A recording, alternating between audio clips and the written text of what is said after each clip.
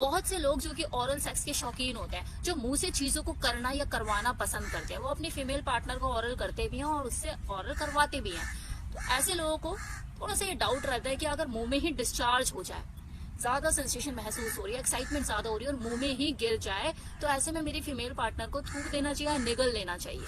तो देखिए, तो पर्सनल चॉइस होती है हर इंसान की कि वो कंफर्टेबल किस में है, थूकने में, मुंह से बाहर फेंकने में, या फिर उसे निगलने में। वो जिस चीज में कंफर्टेबल हो वो ये चीज कर सकता है, लेकिन ध्यान रहे इस चीज का कि अगर आप निगलना चाहते हैं, मतलब अगर आपकी फीमेल पार्टनर उसे मुंह में अंदर लेने में उसे कोई दिक्कत नहीं है, वो कंफर्टेबल है और वो उसे निगल लेती है, तो निगलने से पहले कुछ चीजों का ध्यान रखें। वो ये कि आप दोनों को ही अपनी मेडिकल हिस्ट्री पता होनी चाहिए कि आपका जो पार्टनर है उसे कोई अंदरूनी बीमारी तो नहीं है, क्योंकि वो डिस्चार्ज आप तो मुंह में ले लेंगे, लेकिन साथ ही साथ आपको बीमारियां जो उसे अंदरूनी तौर पर लगी हुई है, जिसका आपको पता नहीं है, वो भी आपकी बॉडी में प्रवेश कर जाएंगी।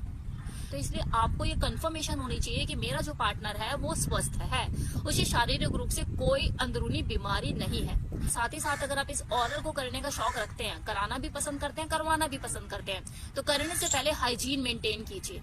साफ सुथरा होना चाहिए आपका जेनिटल, क्योंकि आपकी जो पार्टनर है वो मुंह लगाने वाली है वहां पे, तो कोई सेक्सुअल ट्रांसमिटेड डिजीज ना हो जाए। साफ सुथरा होना उस जगह का बहुत जरूरी है। नहा धो के अच्छे से क्लीन करके अपने आप को तभी बेड पर उतरिए।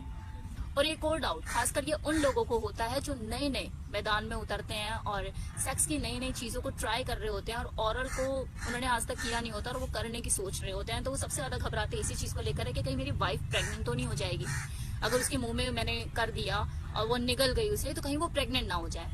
तो बिल्कुल टेंशन मत लीजिए, ये वो रास्ता ही नहीं है। जो प्रेगनेंसी का रास्ता है वो मुंह से होकर नहीं जाता, तो अगर वो इनटेक कर लेती है तो वो प्रेग्नेंट नहीं होगी, क्योंकि आपका जो डिस्चार्ज है वो उसकी बॉडी में भोजन में जाके मिल जाएगा, फिर डाइजेस्ट होके वेस्टेज के रूप में बाहर निकल जाएगा।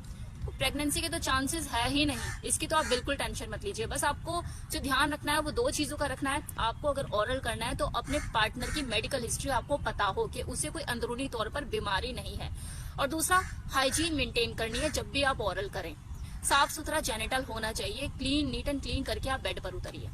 ये उस इंडिविजुअल की पर्सनल चॉइस है कि उसे थूकना है या निगलना है। आप उसे फोर्स नहीं कर सकते यार निगल जा निगल जा निगल जा, प्रेग्नेंट तो वैसी भी नहीं होनी।